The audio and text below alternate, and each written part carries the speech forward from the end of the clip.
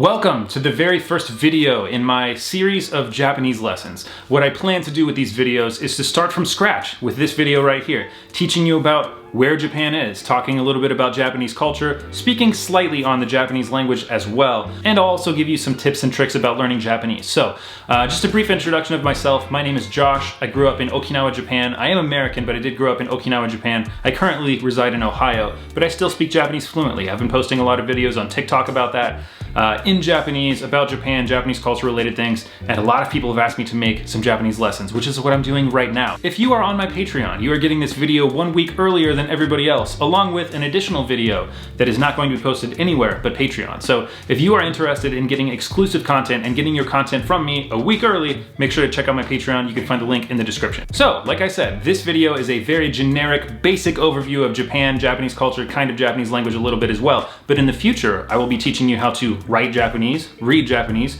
create sentences in Japanese, I'll give you vocabulary in Japanese, and I will teach you how to speak Japanese to your friends, which is something that a lot of textbooks do not do. So the way I learned Japanese was actually in Japan. I was taught mainly by my friends in Japan, on top of actually going to Japanese cram schools and things like that as well.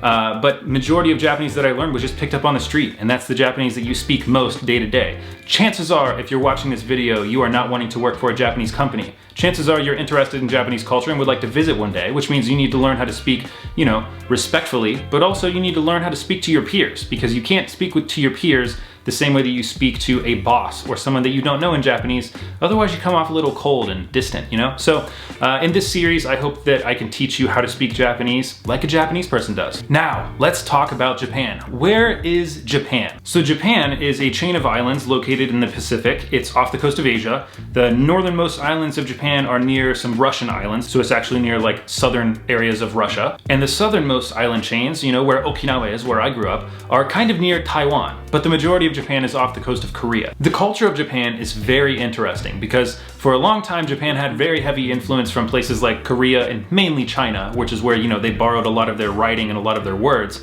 But Japan has also been influenced very heavily by the West in more recent years. So a lot of Japanese language is, like I said, influenced by China, but you'll also find something called garaigo, which is borrowed foreign words, which are mainly English and Japanese. For example, the Japanese word for cheese is cheese. The Japanese word for taxi is taxi. The Japanese word for milk is not just gyunyu, but it's also miruku. So there are a lot of words in Japanese that are adopted from English, from German, from French, from all these different Western countries, just from the influence they've had in the past couple hundred years. The crime rate in Japan is extremely low. Although there is crime that exists in Japan just like anywhere else, it's very low compared to most places. When I was living in Japan, I could leave my front door unlocked, I could leave my car unlocked with my cell phone sitting on my dashboard, with my keys in the car, my wallet in the car, and nothing bad would ever happen. In fact, when I was a kid in Japan, I left a backpack on the beach, and my backpack had money, my wallet, my cell phone, and a video camera, and I forgot about it for 2 entire days.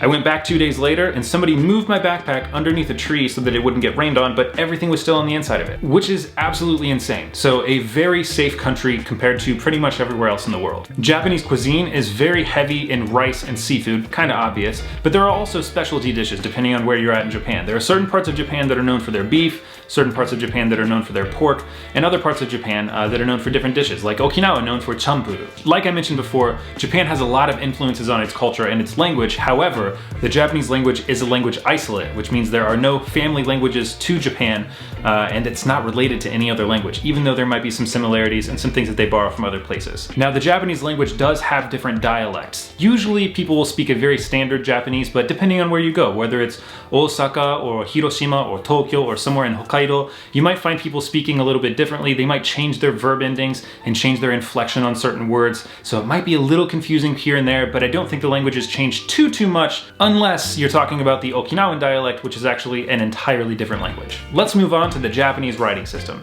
So the Japanese writing system uses 3, technically 4 different ways to write. The first is hiragana. Hiragana is phonetic writing for Japanese words. So each one of these symbols has a phonetic sound to it, like a, I, U, E, O, or ka, ki, ku, ke, ko. Just like we write in English, you can sound these sounds out very easily just by looking at them. The second writing system is called katakana. This is another phonetic writing system, but it's only used for foreign words or for maybe onomatopoeia. So words like taxi, which is taxi in Japanese, or chizu, which is cheese in Japanese, or miruku, which is milk in Japanese. These are all borrowed words from English, which is why they are written in katakana, not hiragana. Katakana and hiragana are pronounced the exact same way, but the symbols do look a lot different. The third writing system is kanji. So kanji are the fancy looking characters that you see that you would probably associate with China because they actually come from China.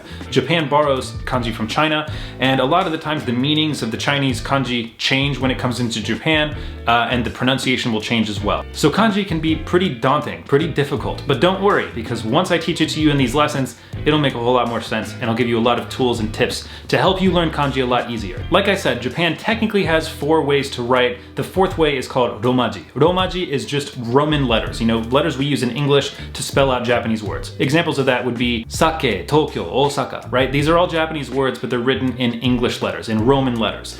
You find this mainly on names of like buildings and things like that. So like Yamaha Corporation will have Yamaha maybe in romaji on it.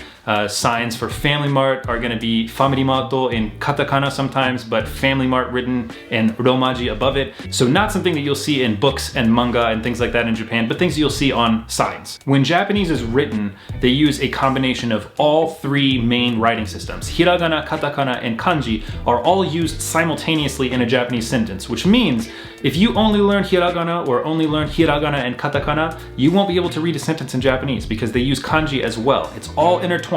Here's an example of that. Watashi wa basu de gakko ni ikimashita. Watashi is kanji, wa is hiragana, basu is katakana, de is hiragana, gakko is kanji, ni is hiragana, I is kanji, kimashita is hiragana. So as you can see there, there's a mixture of hiragana, katakana, and kanji written in one single sentence. So you do have to learn all 3 writing systems, unfortunately, but it's a lot easier than it looks once you start getting into it. So that's it for the basic overview of Japan video. In the next video, I'm going to teach you how to write a, I, U, E, O, the Japanese vowel sounds in hiragana. I'll also teach some very basic vocab words, as well as some general greetings to say hello and goodbye. So be sure to check out that video.